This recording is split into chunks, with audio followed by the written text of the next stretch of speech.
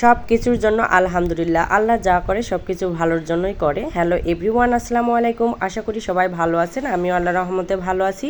তো আজকে আরেকটি নতুন ব্লগে আপনাদেরকে স্বাগতম। অবশ্যই ভিডিওটা দেখার আগে একটা লাইক দিয়ে সম্পূর্ণ ভিডিওটা দেখবেন, আশা করি ভালো লাগবে। আপনারা নিশ্চয় দেখতে পাচ্ছেন আজকে কিন্তু আমাদের বাড়িতে শোল মাছ রান্না হবে। তো শোল মাছটা কিন্তু কেটে ধুয়ে পরিষ্কার করে নেওয়া হচ্ছে। আর শোল মাছটা প্রথমে ভালো করে কিন্তু পরিষ্কার করে নিয়ে তারপর লবণ দিয়ে ধোয়া হয়েছে। তো আপনারা দেখতে পাচ্ছেন কত সুন্দর পরিষ্কার হয়েছে। আর ডিম দেখতে পাচ্ছেন, শোল মাছের ভিতরে আসলে অনেক বড় একটা ডিম ছিল। মাছটা কিন্তু প্রথমেই লবণ আর হলুদ দিয়ে সুন্দর করে মাখাই নিব। কিন্তু এখন পরিমাণ মতো লবণ দিয়ে দিব। তো আমি শুধু এখানে 1 চা চামচ লবণ দিয়ে দিলাম আর 1 চা চামচ হলুদ দিয়ে দিলাম। এখন কিন্তু সুন্দর করে একটু মাছটা হাত দিয়ে আমি মাখাই নিব সুন্দর করে। যাই হোক, আমি কিন্তু সুন্দর করে মাছটা মাখাই নিয়ে নিলাম। তো এখন কিন্তু আমার ভাজতে হবে। তো চুলায় করে বসিয়ে দিলাম, এখন তেল দিয়ে দিয়েছি। তো তেলটা একটু গরম করে নেওয়া হয়েছে, এখন কিন্তু মাছগুলো দিয়ে দেওয়া হবে। যাই হোক, আমি কিন্তু প্রথমে অল্প করে মাছগুলো দিয়ে ভেজে নিচ্ছি একটু সুন্দর করে। আর এখানে সবগুলো মাছ আমি আগে দিব না, না হলে কিন্তু একদম ভেঙে ভেঙে যাবে। এ কারণে আমি অল্প অল্প করে আর কি ভেজে নিচ্ছি। আমার কিন্তু এই মাছগুলো এখন ভাজা শেষ হয়ে গেছে, এখন কিন্তু আমি নামিয়ে নিব। মাছগুলো আবার কিন্তু এভাবে করকরে করে ভাজলে কিন্তু এমনিতেও খেতে মজা, আমার কাছে কিন্তু খুবই প্রিয়। তো যাই হোক, এই যে মাছগুলো দেখতে পাচ্ছেন সুন্দর করে কিন্তু এখন ভেজে নেওয়া শেষ।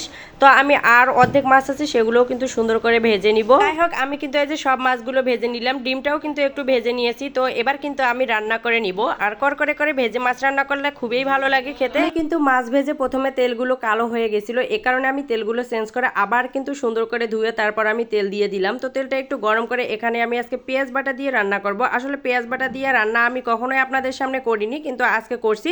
পেঁয়াজ বাটা দিয়ে রান্নাটাও কিন্তু দারুণ হয়। পেঁয়াজ বাটার সঙ্গে কিন্তু আমি সামান্য একটু রসুন এবং সামান্য একটু আদাও কিন্তু ভালোভাবে বেটে নিয়েছিলাম। তো সেটা এখন দিয়ে আমি মশলাটা সুন্দর করে কিন্তু কষিয়ে নিব। আর 3টা কিন্তু কাঁচামরিচের ঝালও দিয়েছিলাম। তো যাই হোক, তো সামান্য একটু কষিয়ে কিন্তু এখন কিন্তু আমি 1 চা চামচ লবণ দিয়ে দিলাম, তারপর হচ্ছে 1 চা চামচ হলুদ, 2 চা চামচ মরিচের গুঁড়া দিয়ে দিলাম। আর মাছ মাংসের তরকারিতে কিন্তু একটু মরিচের গুঁড়াটা বেশি পরিমাণে দিতে হয়। আর তরকারিতে যদি একটু বেশি পরিমাণ মরিচ দেওয়া হয় তাহলে কিন্তু তরকারিটা খেতে বেশ ভালো লাগে, একটু ঝাল ঝাল লাগে। এরপর কিন্তু আমি 1 চা চামচ ধনে গুঁড়া এবং 1 চা চামচ জিরা গুঁড়া দিয়ে দিলাম। দিয়ে কিন্তু এখন মশলাটি আমি সুন্দর করে কষিয়ে নিব। আসলে মশলা যতটাই কষানো হয় ততটাই কিন্তু মজা লাগে। তো যাই হোক, আমি এই যে সুন্দর করে একটু কষিয়ে নিচ্ছি। এরপর কিন্তু আমি সামান্য একটু পানি দিয়ে দিলাম। তো পানি দিয়ে মশলাটা আর একটু ভালোভাবে কষিয়ে নিব। আসলে পানি না দিয়ে মশলা কষালে কিন্তু একদম পুড়ে যায়, তখন কিন্তু খেতে ভালো লাগে না, তরকারিটা একদম তেতো তেতো লাগে। তো যখন কিন্তু মশলাটা কষাতে কষাতে তেলটা উপরে উঠে আসবে তখনই কিন্তু আমি মাছগুলো দিয়ে দিব। আর মাছগুলো দিয়ে আমি একটু রান্না করে নিলে হয়ে যাবে। আর যাই হোক, আপনারা কিন্তু দেখতে পাচ্ছেন কত সুন্দরভাবে কিন্তু মশলাটা কষানো শেষ হয়ে গেছে। আসলে মশলাটা কষানো হলে কিন্তু তরকারিটাও খেতে মজা লাগে অনেক। এইবার কিন্তু আমি এই যে মাছগুলো ঢেলে দিলাম। আসলে মাছগুলো দিয়ে আমি একটু নাড়াচাড়া করে নিব ভালো করে। ভিডিওর মাঝে কিন্তু আপনারা হয়তো অনেকেই অনেক শব্দ শুনতে পান, আসলে ক্ষমা দৃষ্টিতে দেখবেন, গ্রামের বাড়িতে এরকমই হয়, কি আর করার, তারপরে তো ভয়েস দিতেই হবে। তো আমার মতো কে কে এভাবে শোল মাছটা রান্না করেন অবশ্যই কিন্তু কমেন্টের মধ্যে জানিয়ে দিবেন। আপনারা কিন্তু দেখতে পাচ্ছেন আমি মাছগুলো কত সুন্দর করে উল্টিয়ে পাল্টিয়ে কিন্তু একটু মশলাগুলোর সাথে মিশিয়ে নিচ্ছি। এখন কিন্তু আমি পরিমাণ মতো পানি দিয়ে দিব। আসলে আমি যতটুকু ঝোল রাখবো ঠিক ততটুকু কিন্তু পানি দিয়ে দিব। যাই হোক, আমি কিন্তু অল্প পরিমাণ পানি দিয়ে দিছি। এখন কিন্তু কিছুক্ষণ রান্না করে নিলেই কিন্তু আমার তরকারিটা হয়ে যাবে। আমি কিছুক্ষণ কিন্তু রান্না করে নিলাম। এই যে আপনারা দেখতেই পাচ্ছেন তরকারিটার কিন্তু লুকটা কত সুন্দর হয়েছে। তো ভিডিওটি কেমন লাগলো অবশ্যই জানাবেন। আর যদি ভালো লেগে থাকে তাহলে লাইক কমেন্ট দিয়ে পাশে থাকবেন। আবার দেখা হচ্ছে অন্য কোনো এক নতুন ভিডিওতে। সবাই ভালো থাকবেন, আল্লাহ হাফেজ।